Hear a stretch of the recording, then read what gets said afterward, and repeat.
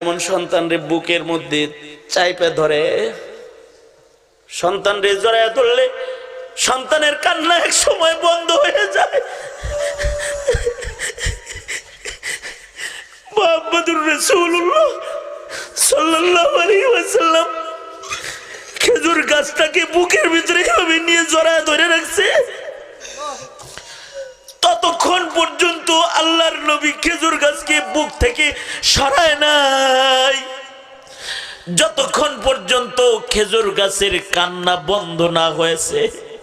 আল্লাহর নবী বলেন, খেজুর গাছ হলো মানুষের মতন, খেজুর গাছের মাথা কাটলে আর খেজুর গাছ বাঁচে না।